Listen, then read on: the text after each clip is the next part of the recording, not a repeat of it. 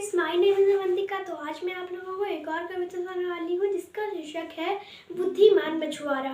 बहुत समय पहले रामनगर नाम का एक राज्य था। उसके राजा का नाम था वीरभद्र। वीरभद्र को ताजी पकड़ी हुई मछली खाने का शौक था।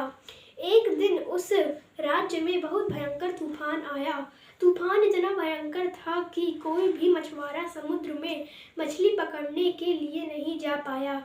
चूंकि किसी भी मछुआरे ने कोई मछली नहीं पकड़ी थी, तो राज्य में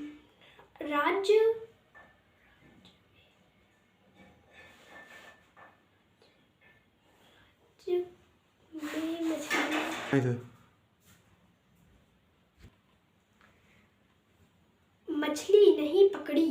राज्य में मछलियों का अभाव हो गया। उधर राजा को मछली खाने की तीव्र इच्छा हुई। मछली उपलब्ध न होने पर उसने राज्य में घोषणा करवा दी, जो व्यक्ति ताजा पकड़ी मछली लाएगा वह उसे मुंह मांगी इनाम मिल जाएगा। घोषणा सभी ने सुनी, मगर कोई भी व्यक्ति समुद्र में अपने जान संकट में नहीं डालना चाहता था। उसी राज्य में एक गरीब मछुआरा रहता था। उसने भी यह घोषणा सुनी। इनाम पाने की लालसा में वह अपनी जान जोखिम में डालकर समुद्र में गया और कुछ मछलियां पकड़कर ले आया। मछली लेकर वह सीधा राजमहल में जा पहुंचा। वह राजमहल में प्रवेश करने ही वाला था कि पहरेदार ने उसे रोक लिया और उससे पूछा कि तुम कौन हो। उसने कहा, मैं इस मछली को पकड़कर राजमहल में आया हूँ। और वह पहरेदार उस मछुआरे को सीधा मंत्री जी के पास ले गया और उससे कहा, मंत्री जी यह महाराज से मिलने की इच्छा रखता है। यह सुनकर मंत्री ने उस मछुआरे से पूछा, तुम महाराज से क्यों मिलना चाहते हो? मछुआरे ने उत्तर दिया, मंत्री जी मैं महाराज को समुद्र से लाई गई ताजा मछली भेंट करना चाहता हूँ।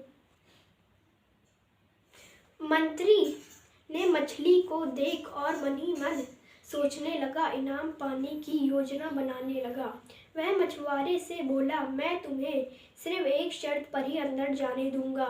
वह यह है कि तुम्हें आधा इनाम मुझे देना होगा। उस मछुआरे ने हाँ में सिर हिलाकर चला गया। मंत्री से अनुमति मांगने के बाद वह सीधा राज दरबार में चला गया। राजा मछली देखकर बहुत ही प्रसन्न हुआ और मछुआरे से बोला, हमारी इच्छा तुमने पूर्ण की, मांगो क्या मांगते हो तुम? मछुआरे ने कहा, मैं चाहता हूँ कि इनाम के रूप में आप मुझे 100 कोड़े मारे जाएं।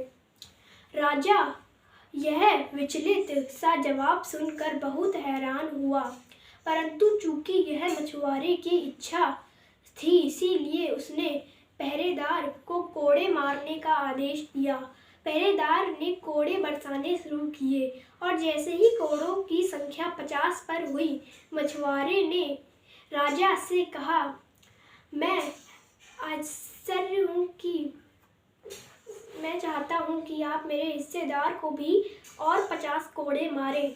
तो राजा ने आश्चर्य होकर पूछा कि कौन है तुम्हारा हिस्सेदार? मछुआरे ने राजा को सारी घटना सुनाई।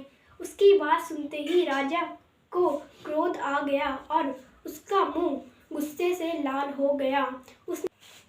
मंत्री भी बेईमान के लिए उसे कारावास में डालने का आदेश दिया गया और गरीब मछुआरे को बहुत सा धन देकर विदा किया गया। इस प्रकार बेईमान मंत्री को सजा मिली और ईमानदार मछुआरे को उसकी बुद्धिमानी की इनाम। इस कहानी के लेखक हैं श्वेता शर्मा। Thank you.